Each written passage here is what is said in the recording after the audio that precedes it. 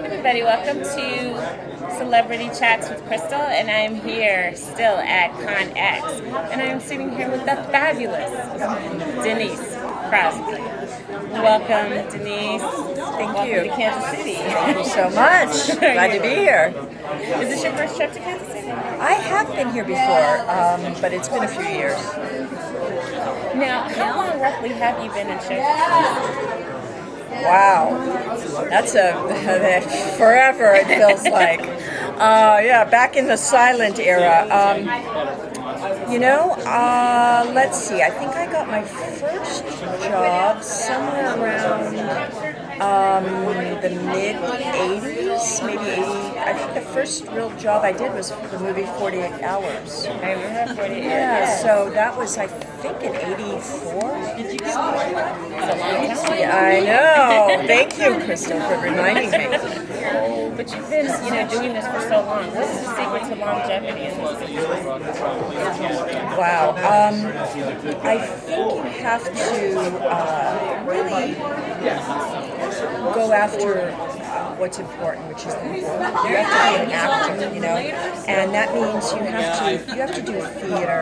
You have to continue to stretch and continue to challenge yourself, and stay. I really believe staying active in the theater gives you, a full career as an actress.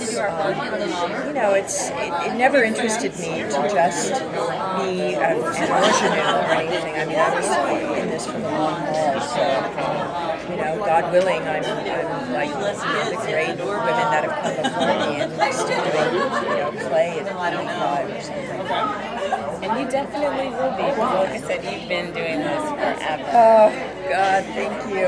I really, admire your work. I loved you in Pet Sematary. Thank you so much. That was really cool. Now, to do a horror film, was that really challenging to, prepare for that role and get into that mindset?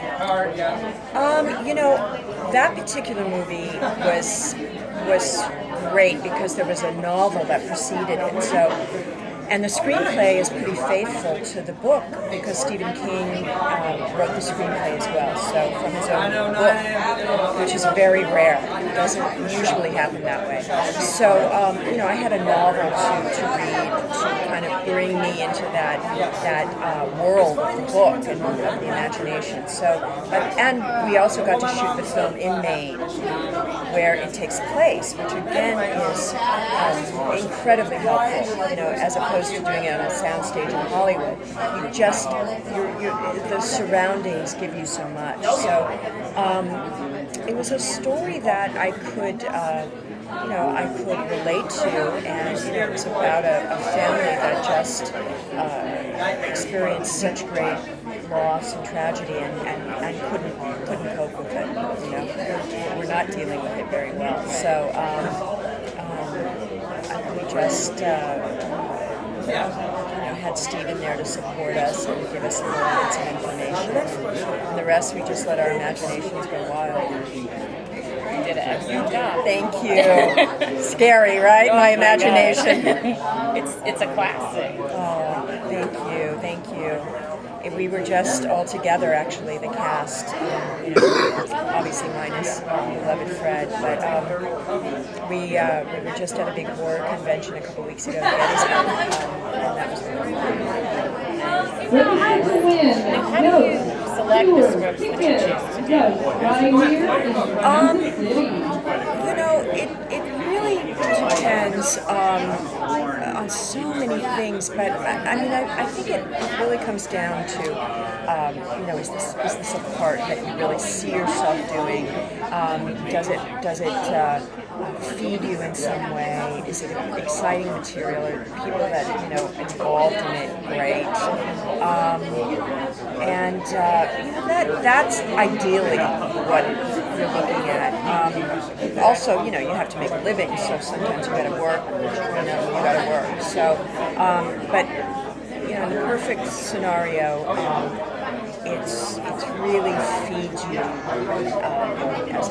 as an artist. Very nice. Now, since you've been doing this for so long, what advice would you give to up-and-coming actors who want to break into the business? I would say to them that they really need to work on the craft of acting. They really have got to be serious. They've got to read everything ever written. They have to study. They have to get in a class. They have to work on their voice. They have to work on their bodies. They have to. This is your instrument. You know, any musician who hopes to play, you know, in a symphony or orchestra, or even, you know, it plays in a band, would be, you know, taking great care of the instrument and understanding it and practicing it and getting good at it. Well, that's what you have to do. You've got to have that, you know, commitment and seriousness. You know, people, it's a strange time we're living in where, you know, people are famous for being famous, or they put so much emphasis on being famous, taking the shortcut there, trying to, you know, that's the goal. That should never be the goal. That's you know, a outcome of something, you know, that might happen. But you have to really love and understand, you know, the craft of acting. That's very good advice. And I think that works as well as not just acting, but in anything. You have to enjoy what you do. Yeah, I think so. And what projects do you have that you're working on now? I just did a pilot for Showtime that got picked up. Yeah, thank you. So it goes, they ordered 12 more episodes. It's a fantastic show called Ray Donovan. It stars Liev Schreiber and John Voight. Elliot Gould is in it, and I'm playing Elliot's mistress. And Liev Schreiber plays a detective in LA, but he's also a fixer. So he is sort of cleaning up a lot of famous, talking about fame, everybody, you know, from sports stars to actors and celebrities, who sort of comes in and cleans up their messes. And it's very, very gritty, but also very funny. And it's created by a woman, Ann Bitterman, who wrote the series South. Sounds very interesting. We'll definitely be on the outlook for that. Thanks. Thank you. I want to thank you so much for taking time out to speak with me. And people are probably pulling you in different directions, but thank you again. My pleasure, Crystal. All right. I'm glad we did it. Me too. All right. This has been Celebrity Chats with Crystal, along with Miss Denise Crosby, and we are signing off from Con X 2012. Bye.